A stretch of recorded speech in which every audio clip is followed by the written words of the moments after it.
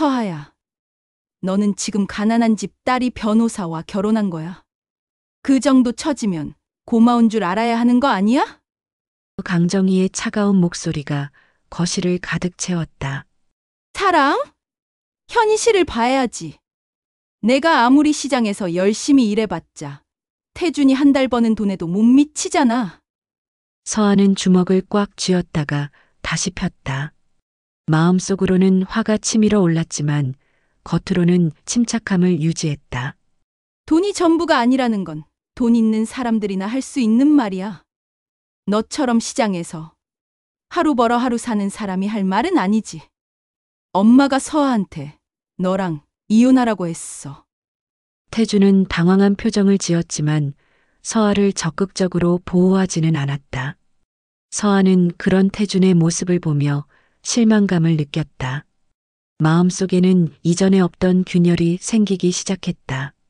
알겠어요. 생각해 볼게요. 서하의 목소리는 차분했지만 그 순간 마음의 결정을 내린 상태였다. 그날 밤 서하는 앞으로의 계획을 세웠다. 언젠가는 이런 날이 올 것이라고 예상했지만 막상 현실이 되니 해방감도 느꼈다. 이야기 시작하기 전에 잠깐만요. 무료로 누를 수 있는 구독과 좋아요 버튼을 꼭 눌러주세요. 그 작은 클릭 하나가 여러분께 큰 복과 행운으로 돌아올 거예요. 새벽 4시 반 알람이 울리기 전에 윤서아가 먼저 눈을 떴습니다. 옆에서 잠들어 있는 남편 강태준의 규칙적인 숨소리가 고요한 새벽을 채우고 있었습니다. 서아는 조심스럽게 몸을 일으켜 세워 침실을 나섰습니다. 거실로 나온 서아는 어젯밤 미리 준비해둔 작업복을 입었습니다. 검은색 방수 점퍼와 장화, 그리고 머리를 단단히 묶을 고무줄까지. 거울을 보며 옷매무새를 정리하는 서아의 얼굴에는 묘한 만족감이 스며 있었습니다. 오늘도 시작이군. 서아는 작은 소리로 혼잣말을 하며 현관문을 열었습니다. 복도에는 벌써 시장으로 향하는 사람들의 발걸음 소리가 들려왔습니다. 가락수산 시장 바로 옆에 위치한 이 작은 아파트는 서아가 일부러 선택한 곳이었습니다. 태준에게는 집값이 저렴해서 선택했다고 말했지만 실제로는 시장과의 접근성 때문이었습니다. 시장에 도착한 서아는 익숙한 발걸음으로 김씨 수산으로 향했습니다. 벌써 경매장에서는 하루 첫 경매가 시작되고 있었고 상인들의 활기찬 목소리가 시장 전체를 깨우고 있었습니다. 서아야, 오늘도 제일 먼저 왔네. 김 사장이 반갑게 손을 흔들었습니다. 50대 중반의 김 사장은 이 시장에서 20년 넘게 장사를 해온 베테랑이었습니다. 그리고 서아의 진짜 정체를 아는 몇 안 되는 사람 중 하나이기도 했습니다. 네, 사장님. 오늘 새벽 경매 어떠세요? 아주 좋아. 특히 광어하고 우럭이 상태가 기가 막혀. 그런데 서아야, 어제 그 펀드 지원금 덕분에 우리 상인회에서 새 냉동창고 계약했다며? 정말 고마워. 서아는 미소를 지으며 고개를 끄덕였습니다. 김 사장이 말하는 펀드는 바로 가락수산 재단에서 운영하는 시장 상인 지원 사업이었습니다. 서아가 직접 기획하고 추진한 프로젝트였지만 시장 사람들에게는 그저 좋은 일을 하는 젊은 부부로만 알려져 있었습니다. 저희도 이 시장에서 도움을 많이 받고 있는 걸요. 당연한 일이에요. 그래도 고마운 건 고마운 거지. 요즘 젊은 사람들 중에 내처럼 마음 좋은 사람 흔치 않아. 오전 9시가 되자 서아는 김 사장에게 잠시 자리를 비운다고 말하고 시장을 나섰습니다.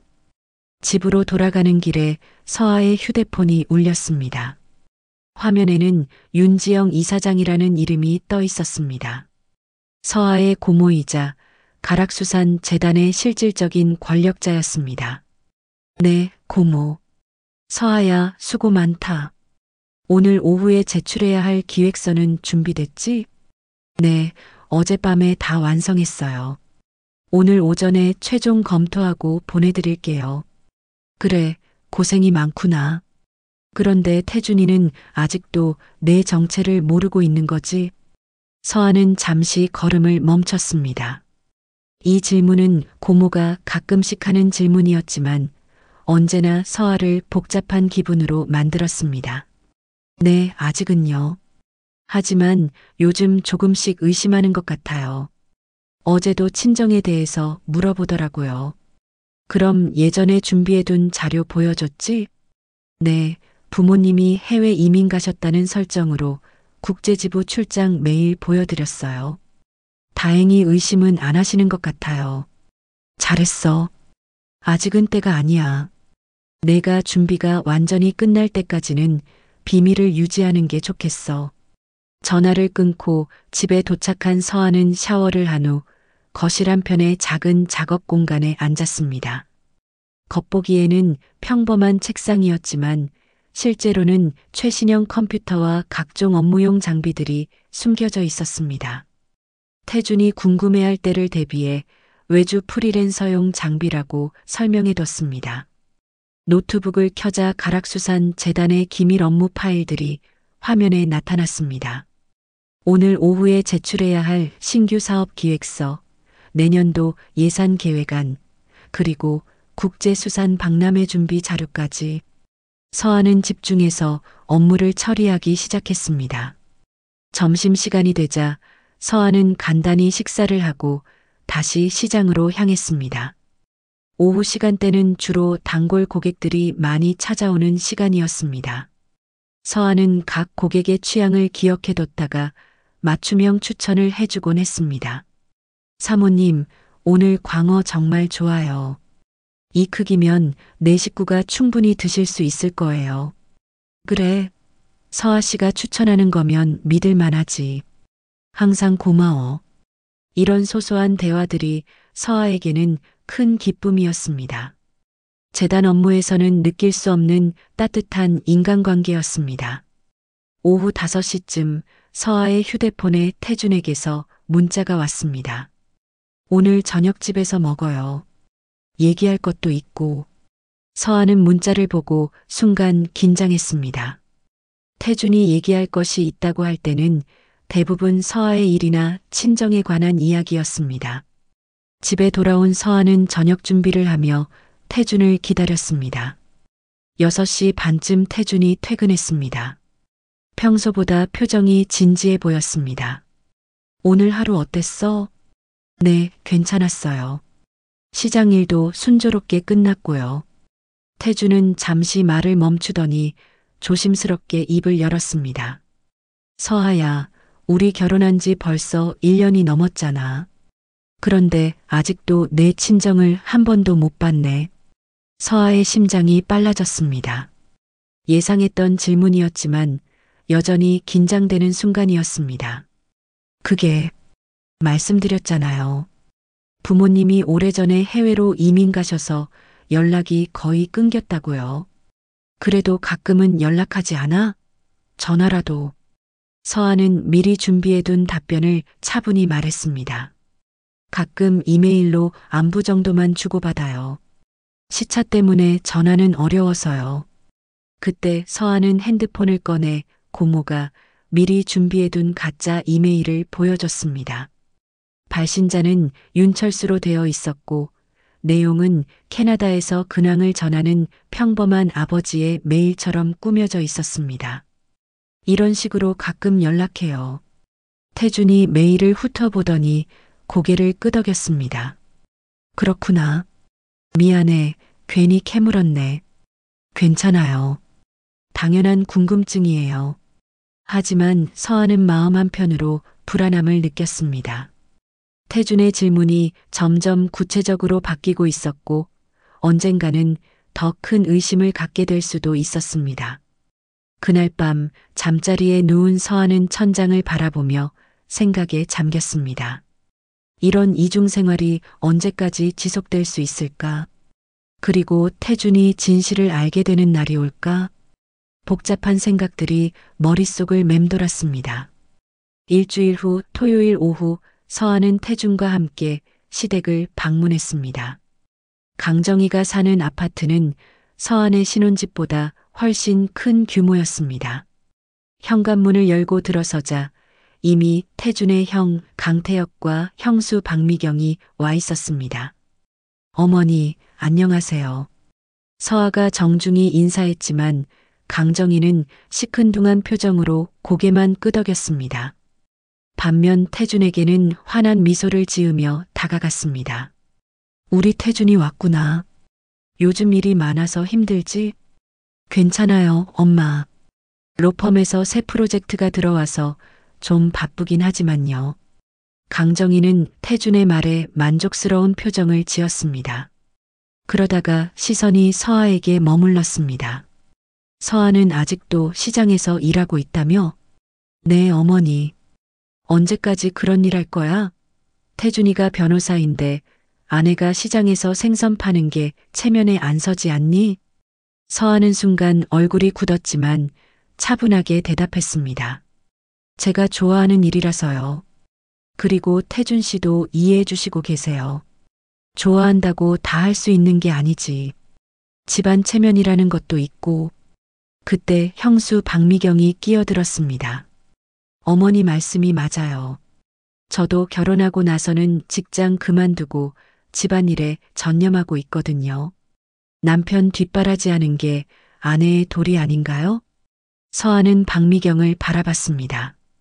박미경은 결혼 전 대기업에서 일했지만 결혼과 동시에 퇴사했습니다.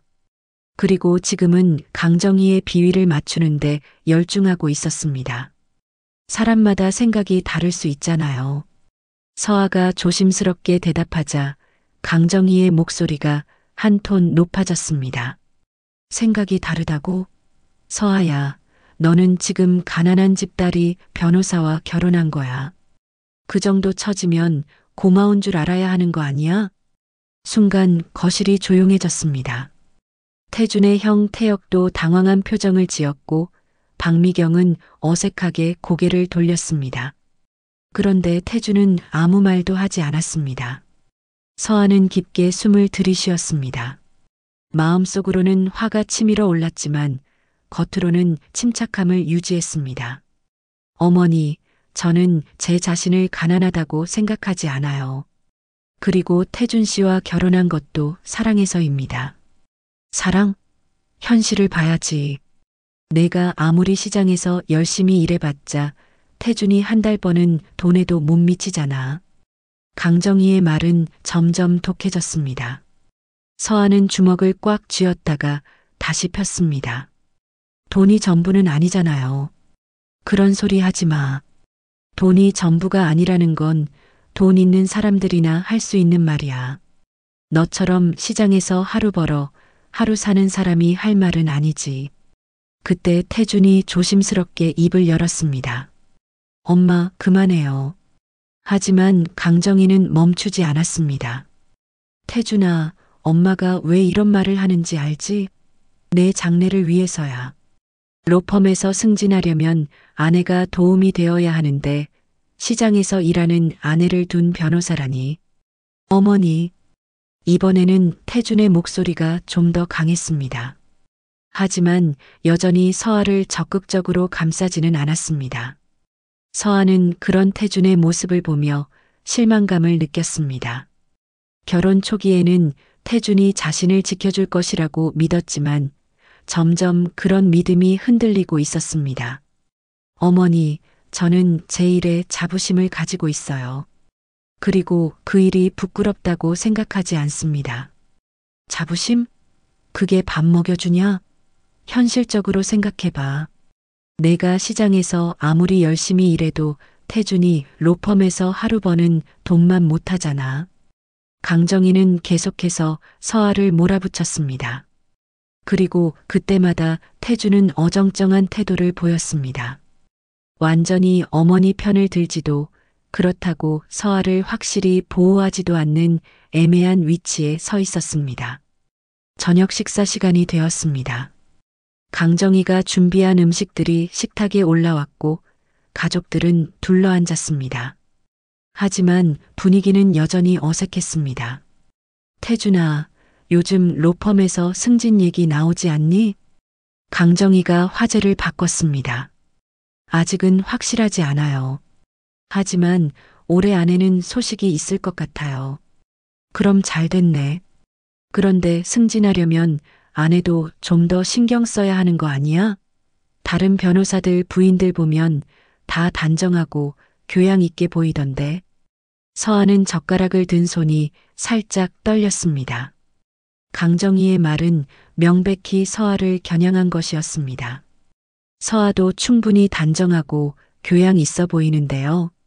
태준이 조심스럽게 말했지만 그의 목소리에는 확신이 부족했습니다. 그래. 그럼 다음에 로펌 회식 있을 때 서하도 데려가 봐. 다른 부인들과 비교해 보면 알 거야. 서하는 더 이상 참을 수 없었습니다. 어머니, 저는 제가 어떤 사람인지 잘 알고 있어요.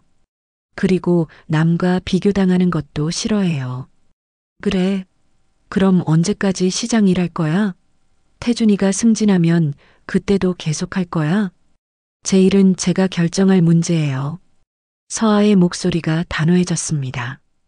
강정희는 그런 서하의 태도에 더욱 화가 났습니다.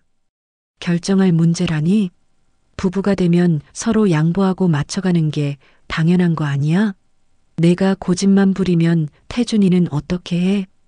그때 태준이 다시 입을 열었습니다. 서하야, 엄마 말씀도 일리가 있어. 승진하게 되면 좀 더 바빠질 텐데 그때도 지금처럼 새벽부터 시장에 나가는 게 맞을까? 서하는 태준을 바라봤습니다. 결국 태준도 어머니와 같은 생각이었던 것입니다. 태준 씨도 제가 시장 일 그만두기를 원하시는 거예요? 그런 게 아니라 좀 더 현실적으로 생각해 보자는 거야. 현실적으로요? 서하의 목소리에 차가운 기운이 돌았습니다. 응, 예를 들어 나중에 아이가 생기면 어떻게 할 거야? 그때도 새벽에 시장에 나갈 거야?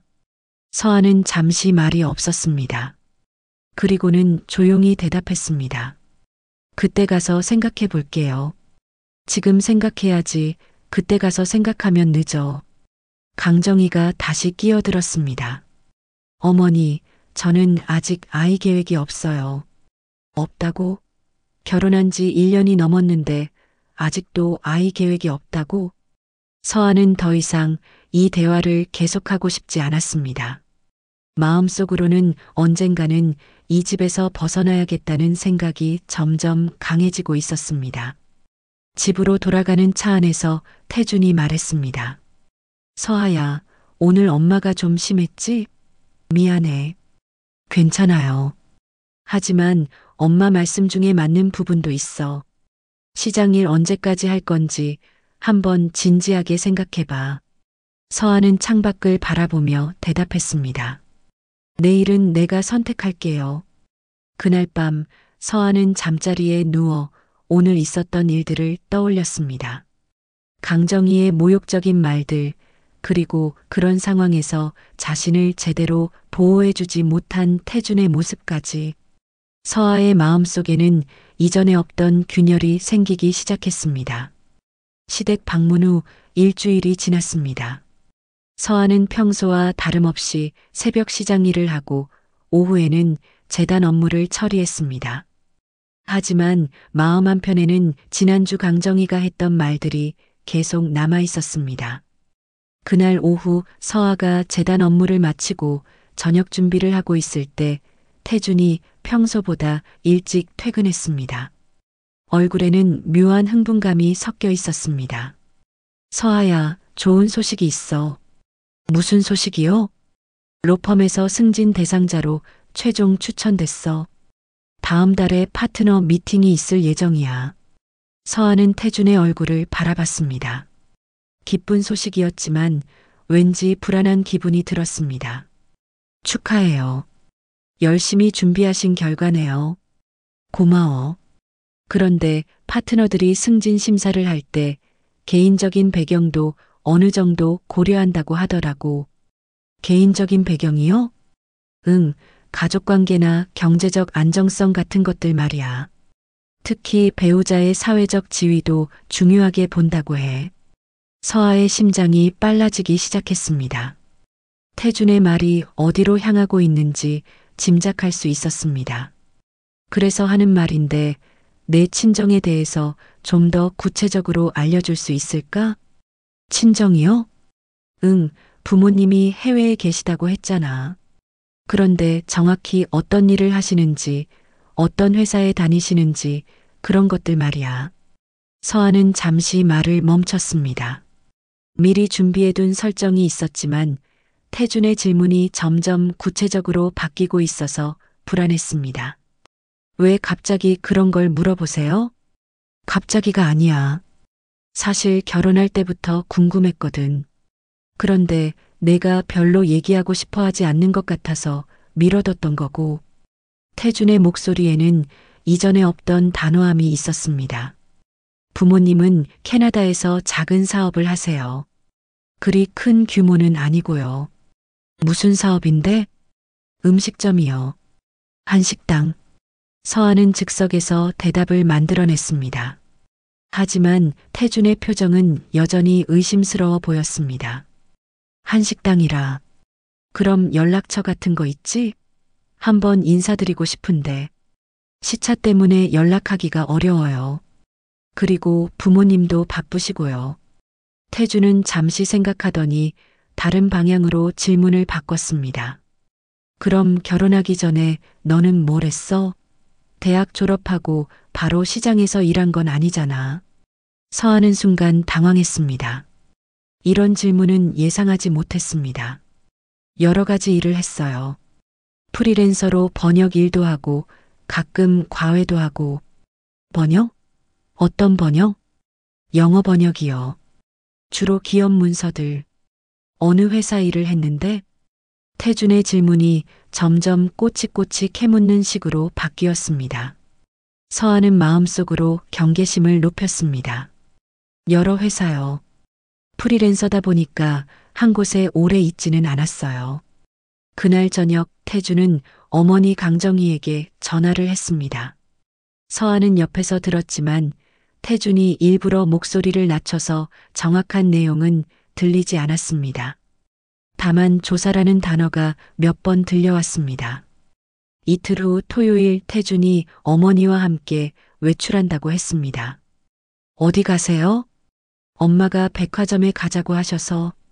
승진 축하로 옷 하나 사주신다고.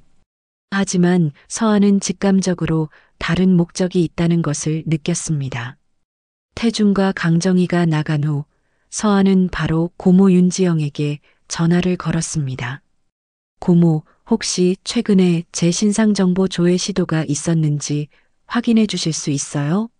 왜? 무슨 일이야? 태준이랑 시어머니가 뭔가 의심하고 있는 것 같아요. 알겠어. 바로 확인해 볼게. 1시간 후 윤지영에게서 전화가 왔습니다. 서하야, 다행히 아무것도 나오지 않았어. 내가 미리 준비해둔 신분 보호 장치가 제대로 작동하고 있어. 정말요? 응, 주민등록 조회를 해도 가명으로 된 시장 사업자 등록증만 나올 뿐이야. 가락수산 재단과 연결된 어떤 정보도 나오지 않아. 서하는 안도의 한숨을 쉬었습니다. 3년 전 시장에서 일하기 시작할 때 고모가 치밀하게 준비해둔 신분 보호 시스템이 제대로 작동하고 있었습니다. 저녁 늦게 태준이 돌아왔습니다. 얼굴에는 실망감이 역력했습니다. 어떻게 다녀오셨어요? 응, 괜찮았어. 하지만 태준의 태도는 평소와 달랐습니다. 뭔가 찜찜해하는 기색이 역력했습니다. 다음 날 일요일 오후 강정희가 갑자기 집에 찾아왔습니다. 평소보다 표정이 더욱 심각했습니다. 서하야, 나랑 얘기 좀 하자. 네, 어머니. 태준아, 너는 잠깐 나가 있어. 태준이 망설이다가 밖으로 나갔습니다.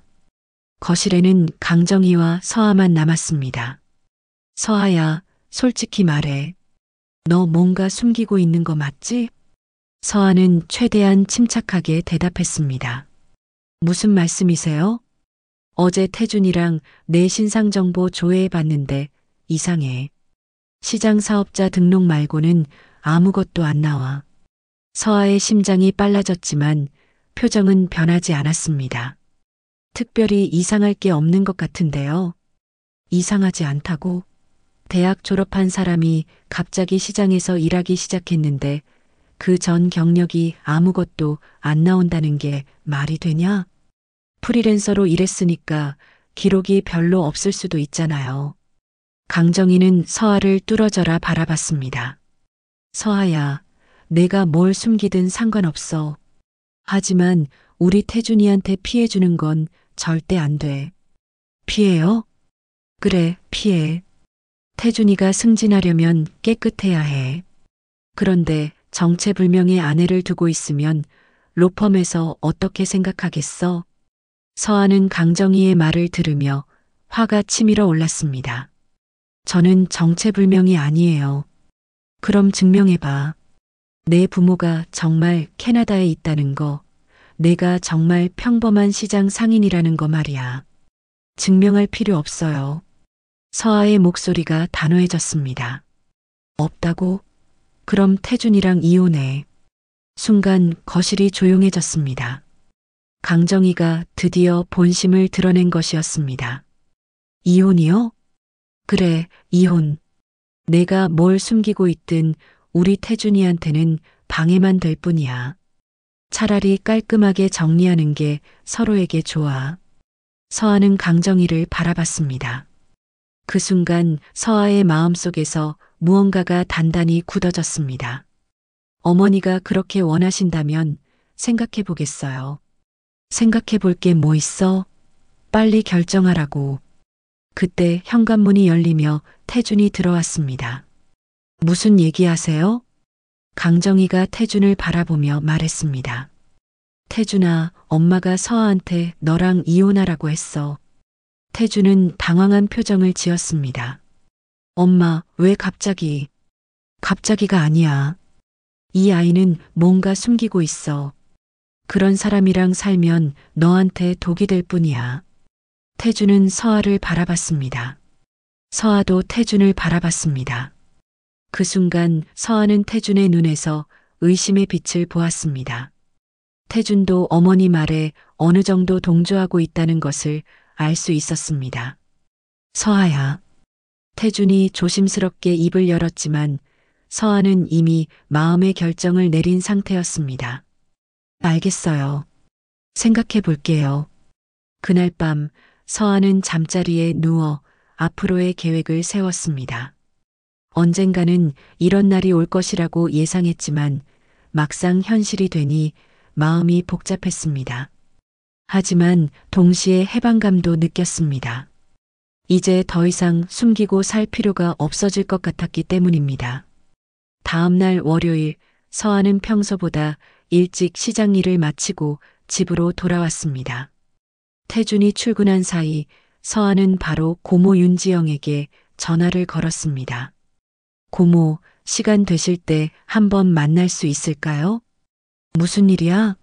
목소리가 심각하다. 어제 시어머니가 이혼하라고 했어요. 전화 너머로 윤지영의 한숨소리가 들렸습니다. 알겠어. 지금 바로 만나자. 재단 사무실로 올 수 있지? 1시간 후 서아는 가락수산 재단이 입주한 강남의 고층 빌딩에 도착했습니다. 평소에는 이메일과 전화로만 소통했지만 이런 중요한 문제는 직접 만나서 이야기하는 것이 좋겠다고 판단했습니다. 윤지영의 사무실은 넓고 깔끔했습니다. 벽면에는 가락수산 재단의 역사와 성과를 보여주는 각종 상장과 사진들이 걸려 있었습니다. 서아는 이 모든 것이 언젠가 자신이 이어받아야 할 책임이라는 생각에 마음이 무거워졌습니다. 앉아라. 차부터 마시고 얘기하자. 윤지영이 따뜻한 차를 내주며 말했습니다. 60대 초반의 윤지영은 여전히 카리스마 넘치는 모습이었지만 서아를 바라보는 눈빛에는 애정과 걱정이 함께 담겨 있었습니다. 어제 무슨 일이 있었는지 자세히 말해봐. 서한은 강정희와 태준이 자신의 신상 정보를 조회했던 일부터 이혼 요구까지 모든 상황을 설명했습니다. 윤지영은 조용히 듣고 있다가 고개를 끄덕였습니다. 역시 이런 날이 올 줄 알았어. 그래서 미리 준비해 둔 거잖아. 네, 그런데 정말 안전한 건가요? 혹시 나중에 들킬 가능성은 없을까요? 윤지영은 서류함에서 두꺼운 파일을 꺼냈습니다. 이걸 봐. 내가 시장에서 일할 수 있었던 진짜 이유야. 파일을 열자 청년 현장 체험 프로그램 계약서가 나왔습니다. 서한은 이 계약서를 3년 전에 서명했지만 세부 내용은 기억이 흐릿했습니다. 이 프로그램은 우리 재단에서 운영하는 특별 사업이야. 젊은 후계자들이 현장 경험을 쌓을 수 있도록 돕는 거지. 윤지영이 계약서 내용을 하나씩 설명해 주었습니다. 봐, 여기 보면 참가자의 신분 보호 조항이 있어. 프로그램 기간 동안 모든 공식 기록은 가명으로 처리되고 실명은 재단 내부에서만 관리돼. 서한은 계약서를 자세히 읽어봤습니다. 정말로 치밀하게 준비된 내용이었습니다. 주민등록이나 세금, 보험까지 모든 게 프로그램 명의로 처리되는 거군요. 맞아. 그리고 여기 중요한 조항이 또 있어. 언론 보도 시 실명 노출 금지 조항이야. 만약 누군가 내 정체를 알아내더라도 공개적으로 발표할 수 없게 되어 있어. 서한은 놀라며 윤지영을 바라봤습니다. 이런 것까지 생각해서 만드신 거예요? 당연하지. 내가 안전하게 경험을 쌓을 수 있도록 모든 가능성을 고려했어. 특히 결혼 후에 생길 수 있는 문제들까지 말이야. 윤지영은 다른 서류도 꺼내 보여주었습니다. 이건 가명사업자 등록증이야. 윤서아가 아니라 김서아로 등록되어 있지. 그리고 이 주민등록 역시 임시로 발급받은 거야. 임시 주민등록이요? 응, 프로그램 참가자들을 위한 특별 제도야. 정부와 협의해서 만든 거지. 덕분에 아무리 조회해도 진짜 신분은 나오지 않아. 서한은 이제야 자신이 얼마나 철저하게 보호받고 있었는지 깨달았습니다. 고모가 얼마나 많은 준비를 했는지도 알 수 있었습니다. 그럼 이혼하게 되더라도 괜찮은 건가요? 당연하지. 오히려 이혼하는 게 나을 수도 있어. 태준이나 강정희가 아무리 조사해도 김서아라는 가명으로만 나올 뿐이야. 윤서아라는 본명은 절대 나오지 않아. 윤지영의 설명을 들으며 서하는 마음이 한결 가벼워졌습니다. 동시에 고모가 얼마나 자신을 위해 신경 써왔는지 감사한 마음이 들었습니다. 고마워요, 고모. 이렇게까지 준비해 주셨는지 몰랐어요. 뭘 당연한 일이지. 너는 우리 재단의 미래잖아. 그런데 정말 이혼할 생각이야? 서한은 잠시 생각에 잠겼습니다. 사실 마음속으로는 이미 결정이 서 있었습니다. 네, 이혼하려고요. 더 이상 숨기고 살고 싶지 않아요. 그래, 내 결정을 존중해. 하지만 조금만 더 기다렸다가 하면 어떨까? 왜요? 다음 달에 국제수산 박람회가 있잖아. 그때 내 후계자 발표를 할 예정이었는데 그 이후에 이혼하는 게 어떨까? 서한은 윤지영의 제안을 곰곰 생각해 봤습니다. 그럼 더 임팩트가 있을 것 같기도 하네요. 맞아. 태준이나 강정희가 내 정체를 전혀 모르는 상태에서 갑자기 재단 후계자로 나타나면 얼마나 놀랄까? 두 사람은 웃으며 구체적인 계획을 세우기 시작했습니다. 그런데 고모, 만약 태준이 먼저 이혼 서류를 들고 온다면 어떻게 해요? 그럼 그때 서명하면 돼.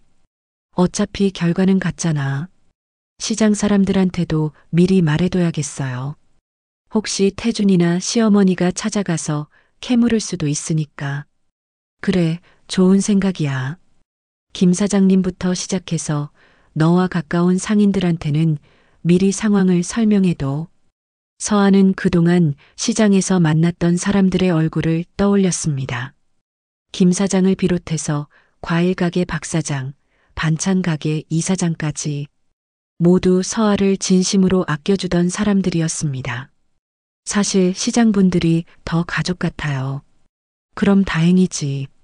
그분들이 내 편이니까. 윤지영은 다시 서류를 정리하며 말했습니다. 서아야, 내가 걱정하지 않도록 한 번 더 확인해 줄게. 정말로 어떤 경로로도 내 본명이 나오지 않는지 말이야. 네, 부탁드려요. 그리고 이혼 후에는 본격적으로 재단 업무에 집중할 준비를 해야 해. 그동안 숨어서 일하느라 고생 많았지? 서아는 고개를 끄덕였습니다. 정말로 긴 시간이었습니다. 3년 동안 이중 생활을 하면서 느꼈던 스트레스와 부담감을 생각하니 이제야 해방될 수 있다는 안도감이 들었습니다. 고모, 그런데 박람회에서 발표할 때 태준 로펌도 참여하게 할 수 있을까요? 왜? 무슨 생각이야? 한 번쯤은 제대로 놀래켜주고 싶어서요. 지금까지 저를 무시했던 만큼. 윤지영이 미소를 지으며 고개를 끄덕였습니다. 재미있겠네. 그럼 우리가 먼저 제안서를 보내보자. 대형 로펌들과의 협업 프로젝트라고 하면서. 정말요? 응, 태준이가 다니는 로펌도 경쟁 입찰에 참여하게 만들 수 있어. 그럼 내가 직접 계약 당사자로 나서게 되겠지. 서아는 상상만으로도 짜릿했습니다. 그동안 자신을 무시했던 태준과 강정희가 자신의 진짜 정체를 알게 되는 순간을 생각하니 기대가 되었습니다. 재단 사무실을 나서며 서아는 마음이 한결 가벼워졌습니다. 이제 더 이상 숨기고 살 필요가 없다는 생각에 자유로움을 느꼈습니다. 그리고 곧 다가올 반전의 순간을 기대하며 집으로 향했습니다. 재단 사무실에서 돌아온 다음 날 서아는 평소와 같이 새벽 시장 일을 시작했습니다. 하지만 마음가짐은 완전히 달라져 있었습니다. 이제 더 이상 숨길 필요가 없다는 생각에 오히려 마음이 홀가분했습니다. 서아야, 오늘 기분이 좋아 보이네. 김 사장이 서아의 밝은 표정을 보며 말했습니다. 네, 사장님. 그런데 말씀드릴 게 있어요. 뭔데? 서아는 김 사장을 조용한 곳으로 데리고 가서 최근 상황을 설명했습니다. 태준과 강정희의 의심, 그리고 이혼 요구까지 모든 내용을 솔직하게 털어놓았습니다. 그래서 곧 이혼하게 될 것 같아요. 혹시 나중에 제 남편이나 시어머니가 찾아와서 제 얘기를 물어보시면 걱정 마. 우리는 아무것도 몰라. 너는 그냥 평범한 신혼부부 아내였을 뿐이야. 김 사장의 확고한 대답에 서아는 안도의 미소를 지었습니다. 고마워요, 사장님. 뭘 당연한 일이지. 그동안 내가 우리한테 얼마나 잘해줬는데. 그런데 정말 괜찮겠어? 이혼하면 어디서 살 거야? 걱정하지 마세요. 다 계획이 있어요. 그날 오전 서아는 시장의 주요 상인들을 한 명씩 찾아가며 상황을 설명했습니다. 과일 가게 박 사장, 반찬 가게 이 사장, 그리고 건어물 가게 최 사장까지 모두들 서아의 사정을 듣고 흔쾌히 도와주겠다고 약속했습니다. 서아야, 우리가 내 편이니까 걱정하지 마. 맞아. 그동안 우리 도와준 은혜를 어떻게 잊겠어. 상인들의 따뜻한 말에 서아는 가슴이 뭉클해졌습니다. 결혼 생활에서는 느끼지 못했던 진정한 가족 같은 정을 이곳에서 느끼고 있었습니다. 집으로 돌아간 서아는 태준이 퇴근하기를 기다렸습니다. 오늘은 뭔가 중요한 일이 있을 것 같은 예감이 들었습니다. 오후 6시쯤 태준이 평소보다 일찍 퇴근했습니다. 그리고 강정희도 함께 왔습니다. 두 사람의 표정은 심각했고 강정희는 손에 서류 봉투를 들고 있었습니다. 서아야, 앉아. 태준의 목소리는 평소와 달리 차갑고 공식적이었습니다. 우리 진지하게 얘기해야 할 일이 있어. 서아는 침착하게 소파에 앉았습니다. 이미 예상했던 순간이었습니다. 강정희가 서류 봉투에서 종이 몇 장을 꺼냈습니다. 이혼합의서야. 서아는 그 말을 들어도 놀라지 않았습니다. 오히려 마음 한편으로는 안도감마저 들었습니다. 어제 변호사랑 상의해서 만들었어. 여기 서명만 하면 돼. 강정희가 이혼합의서를 서아 앞에 밀어주었습니다. 서아는 내용을 천천히 읽어봤습니다. 재산 분할이나 위자료 조항은 거의 없었습니다. 그들은 서아가 가진 게 아무것도 없다고 생각하고 있었습니다. 재산 분할은 없네요. 당연하지. 내가 결혼 생활에 기여한 게 뭐가 있어? 시장에서 벌어온 푼돈? 강정희의 말에 서아는 씁쓸한 미소를 지었습니다. 자신이 실제로는 이들보다 훨씬 많은 재산을 가지고 있다는 사실을 그들은 꿈에도 모르고 있었습니다. 위자료도 요구하지 않을 거예요. 그래야지. 내가 무슨 위자료를 받을 자격이 있어? 태주는 지금까지 말이 없었지만 서아를 바라보는 눈빛에는 미안함과 동시에 안도감이 섞여 있었습니다. 서아야, 미안해. 하지만 이게 서로에게 최선일 것 같아. 서아는 태준을 바라봤습니다. 한때는 사랑했던 사람이었지만 지금은 그저 남처럼 느껴졌습니다. 저도 그렇게 생각해요. 서아의 담담한 대답에 태준과 강정희는 오히려 당황했습니다. 울거나 매달릴 줄 알았는데 의외로 차분한 반응이었습니다. 정말 서명할 거야? 네, 서명할게요. 서아는 볼펜을 들어 이혼합의서에 서명했습니다. 김서아라고 가명으로 서명했지만 그들은 그것이 서아의 진짜 이름인 줄 알고 있었습니다. 서명을 마친 서아는 합의서를 강정희에게 돌려주었습니다. 언제까지 이사 나갈 거야? 이번 주 안에 나갈게요. 그래, 빨리 정리해. 강정희의 말에 서아는 고개를 끄덕였습니다. 그런데 궁금한 게 있어요. 뭔데? 혹시 제 신상 정보 조회하신 거 맞죠?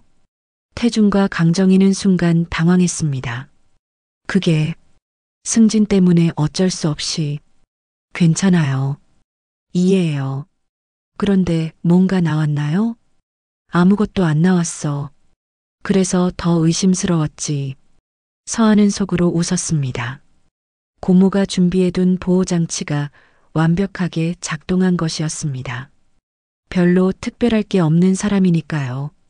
서아의 말에 강정희가 비웃었습니다. 그래, 별로 특별할 게 없는 사람이지. 그런 사람이 우리 태준이랑 결혼한 게 행운이었어. 네, 행운이었죠. 서아의 대답이 너무 순순해서 강정희는 오히려 어리둥절했습니다. 이혼합의서 작성이 끝나자 강정희와 태준은 곧 집을 나갔습니다. 혼자 남은 서아는 거실을 둘러봤습니다.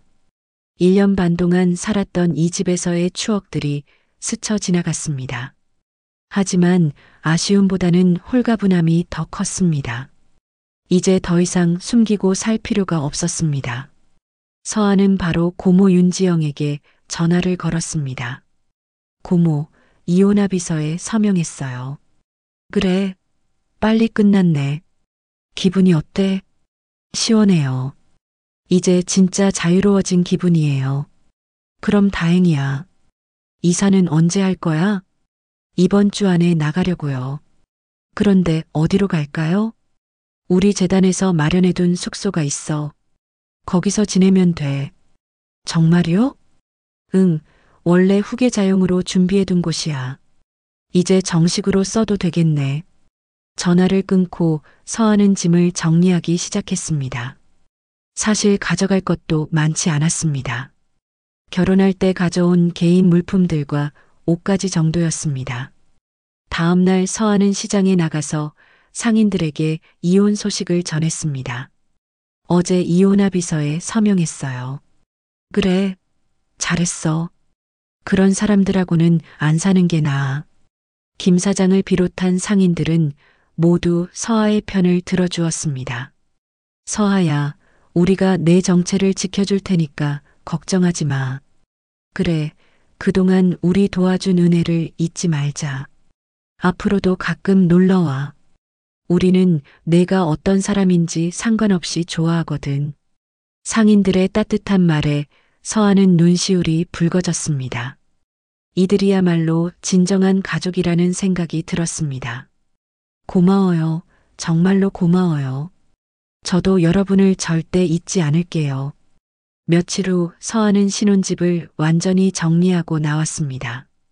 마지막으로 시장에 들러 인사를 하고 새로운 삶을 향해 발걸음을 옮겼습니다. 이제 윤서아로 돌아갈 시간이었습니다. 그리고 곧 태준과 강정희가 상상도 못했던 진실을 마주하게 될 것이었습니다. 이혼 후 일주일이 지난 어느 월요일 오전, 서아는 강남에 위치한 고급 오피스텔에서 눈을 떴습니다. 가락수산 재단에서 후계자용으로 마련해둔 이 숙소는 신혼집과는 비교할 수 없을 만큼 넓고 세련된 공간이었습니다. 전면 유리창을 통해 들어오는 햇살을 받으며 서아는 깊게 숨을 들이마셨습니다.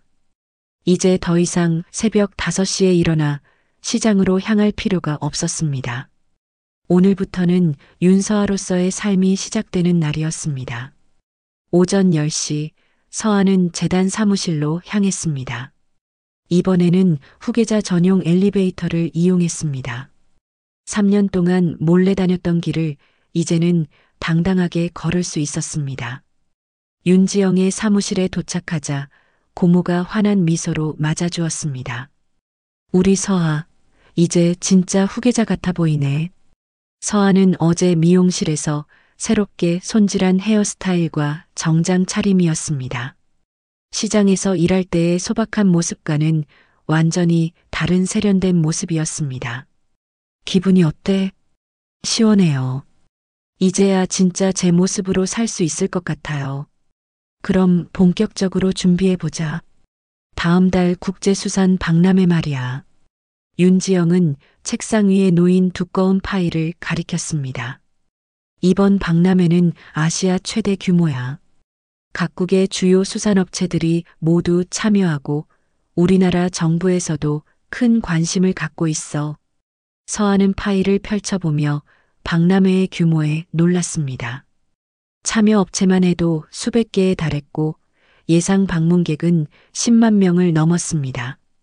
그리고 이번 박람회에서 우리가 발표할 내용이 바로 이거야. 윤지영이 다른 자료를 꺼내 보여주었습니다. 신규 국제 협력 프로젝트. 총 사업비 500억 원 규모의 대형 프로젝트야. 500억이요? 맞아. 그리고 이 프로젝트의 법무 자문을 담당할 로펌을 선정하는 경쟁 입찰도 함께 진행할 예정이야. 서아는 고모의 의도를 알아차리고 미소를 지었습니다. 혹시 태준이가 다니는 로펌도 참여하게 되는 건가요? 당연하지. 이미 어제 입찰 공고를 냈어. 태준이가 다니는 로펌도 분명히 참여할 거야. 윤지영은 컴퓨터 화면을 보여주며 설명했습니다. 봐, 벌써 신청서가 들어오고 있어. 태준이 로펌인 한강 로펌도 어제 신청했어. 서아는 화면에 표시된 한강 로펌이라는 이름을 보며 가슴이 뛰었습니다. 드디어 복수의 시간이 다가오고 있었습니다. 그런데 고모, 이번 계약은 제가 직접 서명해야 하는 거죠? 맞아. 이제 너는 공식적인 후계자니까 모든 중요한 계약은 내 실명과 서명이 필수야. 더 이상 가명을 쓸 필요가 없어. 윤지영의 말에 서아는 묘한 쾌감을 느꼈습니다. 시댁에서는 아직 모르고 있죠? 당연하지. 태준이나 강정희는 내가 그냥 시장에서 일하던 평범한 여자로만 알고 있어. 내가 가락수산 재단 후계자라는 건 꿈에도 모르지. 그럼 박람회에서 만나게 되면 얼마나 놀랄까요?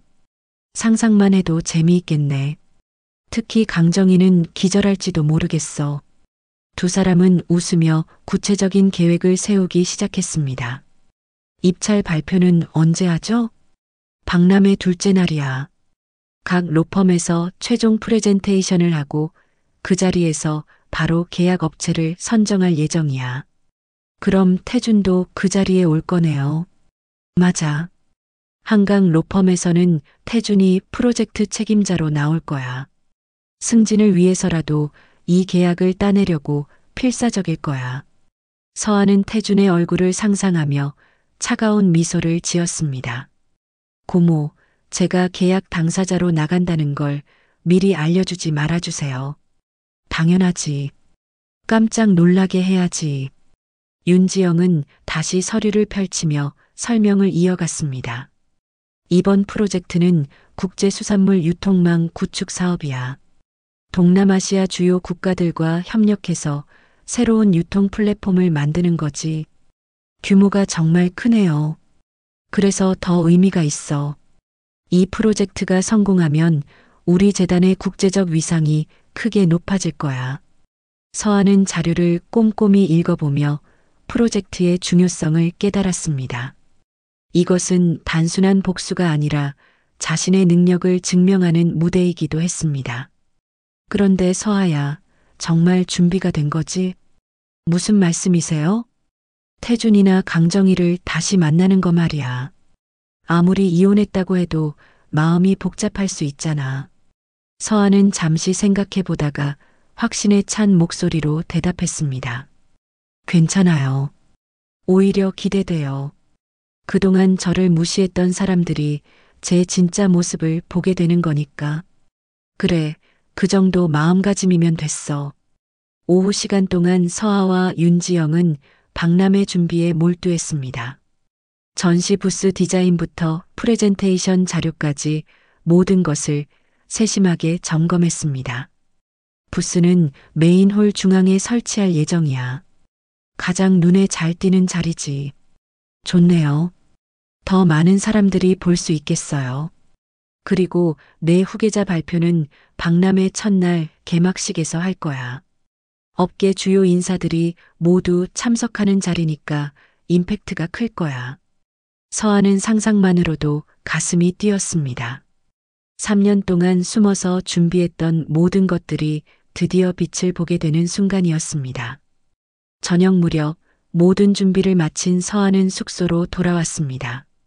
거울 앞에 선 서아는 자신의 모습을 찬찬히 바라봤습니다. 시장에서 일할 때의 수수한 모습은 온데간데였고 자신감 넘치는 후계자의 모습이 있었습니다. 마지막으로 그들을 직접 보게 될 거야. 서아는 혼잣말을 하며 차가운 미소를 지었습니다. 태준과 강정희, 그리고 형수 박미경까지 자신을 무시했던 모든 사람들이 곧 진실을 알게 될 것이었습니다. 그날 밤 서아는 잠자리에 들기 전 다시 한번 박람회 자료를 검토했습니다. 완벽한 준비를 통해 그들에게 제대로 된 충격을 주고 싶었습니다.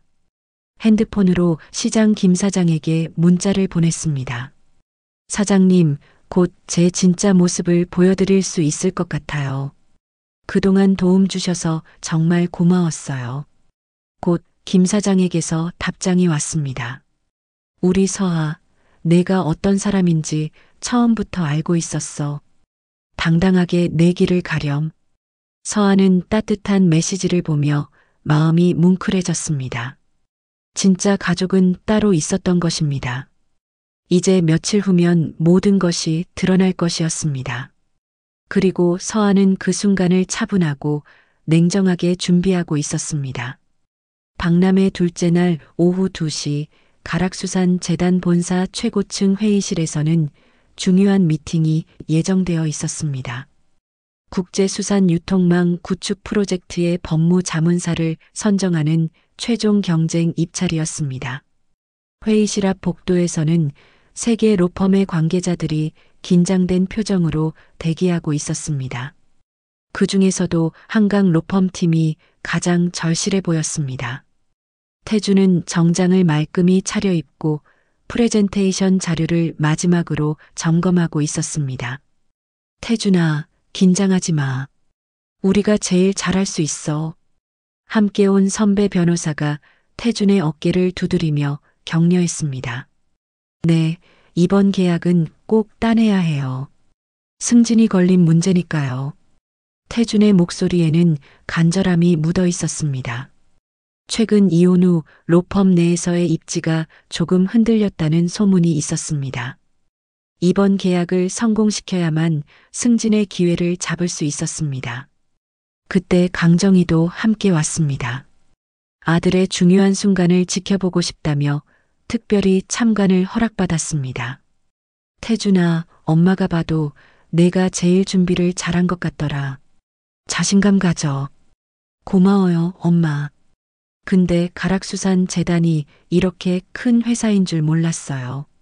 태준은 고층 빌딩의 웅장한 규모를 보며 감탄했습니다. 그러게 말이야. 이런 대기업과 계약하게 되면 우리 체면도 서고. 오후 2시 정각 회의실 문이 열렸습니다. 가락수산 재단의 직원이 나와서 각 로펌을 안내했습니다.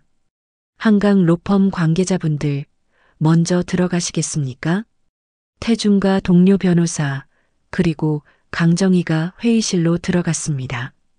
넓고 고급스러운 회의실에는 대형 스크린과 최신 시설들이 완비되어 있었습니다. 잠시만 기다려주세요. 곧 계약 담당자가 오실 예정입니다. 직원이 안내한 후 문을 닫고 나갔습니다. 태준은 마지막으로 프레젠테이션 자료를 정리하며 마음을 다잡았습니다. 태준아, 계약 담당자가 누구일까? 이사급일까? 강정희가 궁금해하며 물었습니다. 아마 그럴 거예요. 이 정도 규모의 프로젝트면 고위직이 직접 나올 거예요. 그때 회의실 문이 다시 열렸습니다. 태준과 강정희는 자연스럽게 입구 쪽을 바라봤습니다. 검은색 정장을 완벽하게 차려입은 여성이 당당한 걸음으로 들어왔습니다. 한 손에는 고급 가죽 서류 가방을 들고 있었고 전체적인 분위기는 세련되고 카리스마가 넘쳤습니다. 태준은 순간 그 여성의 얼굴을 보고 눈을 의심했습니다. 강정희도 입을 벌린 채 굳어버렸습니다. 안녕하세요. 차분하고 자신감 넘치는 목소리였습니다. 바로 서아였습니다. 하지만 지금의 서아는 시장에서 일할 때와는 완전히 다른 모습이었습니다.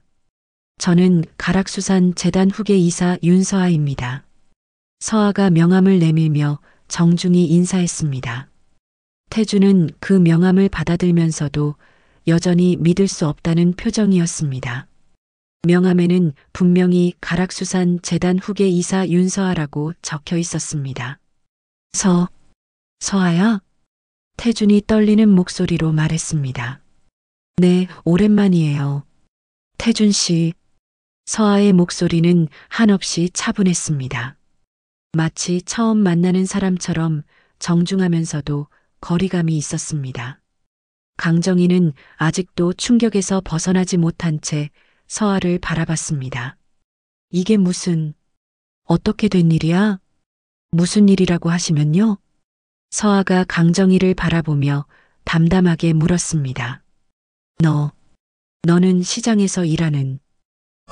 그 얘기요? 시장에서 일한 건 저희 재단의 청년 현장 체험 프로그램의 일환이었어요. 3년간 현장 경험을 쌓는 과정이었죠. 서아의 설명에 태준은 더욱 당황했습니다. 그럼 내가 정말 가락수산 재단의 네, 후계자입니다. 정확히는 후계 이사죠. 서아는 회의 테이블의 상석에 자연스럽게 앉았습니다. 그 모습은 한 번도 의심할 여지 없이 이 자리의 주인이었습니다. 그런데 성함이 윤서아라고 하셨는데 태준이 떨리는 목소리로 물었습니다. 네, 제 본명이 윤서아예요. 결혼할 때 사용했던 김서아는 프로그램 참여를 위한 가명이었어요. 순간 강정희의 얼굴이 새파랗게 변했습니다. 그럼 내가 진짜로. 네, 어머니께서 그렇게 찾으시던 제 정체가 바로 이거였어요. 서아는 미소를 지으며 말했습니다. 하지만 그 미소에는 차가운 기운이 서려 있었습니다. 태준은 자리에서 일어나며 다급하게 말했습니다. 서아야, 이게 다 무슨 일이야? 왜 진작 말하지 않았어? 말할 필요가 있었나요? 어차피 저희는 이혼했잖아요. 서아의 냉정한 대답에 태주는 할 말을 잃었습니다. 그리고 솔직히 말씀드리면 이혼해 주셔서 감사해요. 덕분에 제 이름을 되찾을 수 있었거든요. 강정희가 떨리는 목소리로 말했습니다. 그럼 우리가 내 신상 정보 조회할 때, 네, 아무것도 나오지 않았죠? 저희 재단에서 미리 준비해둔 보호장치 덕분이었어요. 서아는 여유롭게 설명했습니다. 김서아라는 가명으로 만든 가짜 신분이었거든요. 진짜 윤서아의 정보는 당연히 나올 리가 없었죠. 태주는 이제야 모든 퍼즐이 맞춰지는 것을 느꼈습니다. 서아가 새벽마다 나가던 시장일, 오후에 하던 외주 작업, 그리고 친정에 대한 모호한 설명까지. 그럼 내가 오후에 하던 일은 재단 업무였어요. 원격으로 처리하고 있었거든요. 친정 부모님은 해외에 계시긴 해요. 저희 재단 국제지부에서 일하고 계시거든요. 서아의 대답은 거짓말은 아니었지만 규모가 완전히 달랐습니다. 강정희가 가까스로 입을 열었습니다.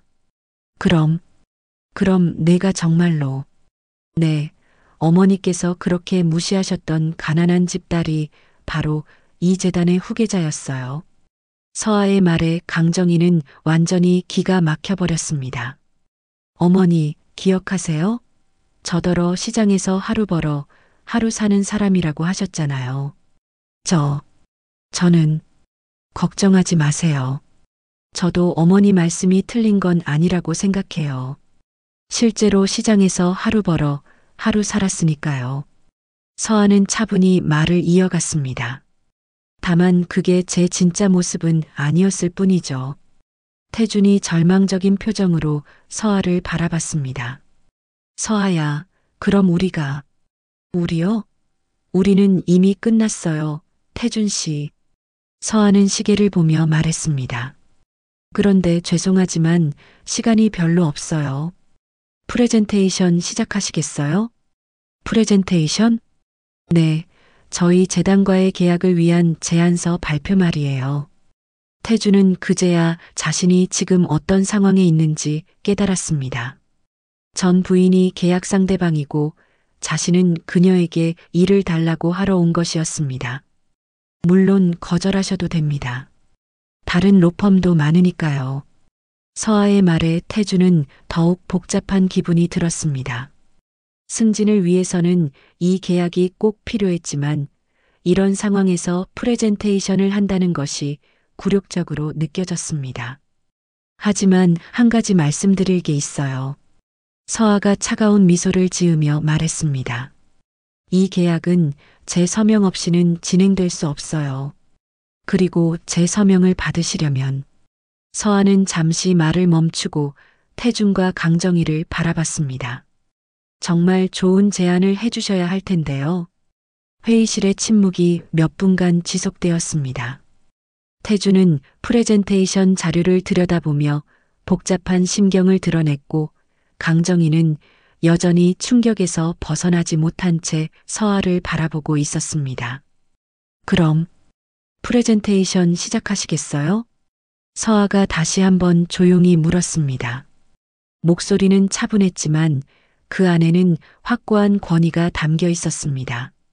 태주는 가까스로 정신을 차리고 일어났습니다. 어떤 상황이든 지금은 업무적으로 접근해야 했습니다. 네, 시작하겠습니다. 태준이 스크린을 켜고 프레젠테이션을 시작했습니다. 하지만 평소에 자신감 넘치는 모습과는 달리 목소리가 떨리고 있었습니다. 전부인 앞에서 일을 구걸하는 상황이 얼마나 굴욕적인지 절감하고 있었습니다. 저희 한강 로펌은 국제계약 분야에서 풍부한 경험을. 태준의 설명이 이어졌지만 서아는 무표정한 얼굴로 듣고 있었습니다. 가끔 메모를 하거나 고개를 끄덕이기도 했지만 특별한 관심을 보이지는 않았습니다. 프레젠테이션이 끝나자 서아는 잠시 자료를 검토하더니 입을 열었습니다. 좋은 제안이네요. 하지만 아쉽게도 저희 재단에서는 다른 방향으로 가기로 결정했어요. 다른 방향이요? 네, 이번 프로젝트의 법무자문은 내부적으로 처리하기로 했어요.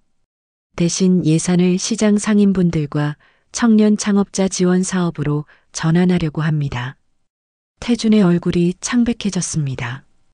이 계약이 무산되면 승진은 물론이고 로펌에서의 입지도 위험해질 수 있었습니다.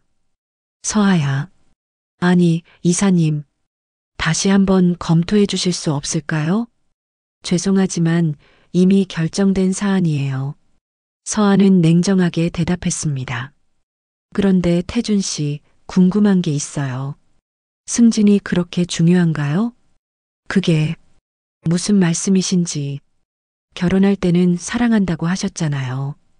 그런데 승진을 위해서는 아내를 버릴 수도 있는 거군요. 태준은 할 말을 잃었습니다. 서아의 말이 전곡을 찌르고 있었습니다. 강정희가 가까스로 입을 열었습니다. 서아야, 우리가 미안했어. 그때 우리가 몰라봤구나. 어머니, 사과하실 필요 없어요.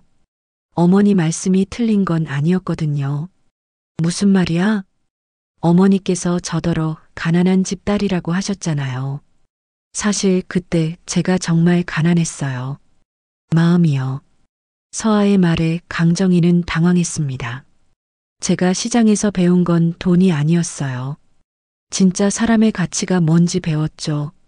서아는 창밖을 바라보며 말을 이어갔습니다. 김 사장님, 박 사장님, 이 사장님, 시장의 모든 분들이 저를 가족처럼 대해주셨어요. 제가 누구인지 모르시면서도요.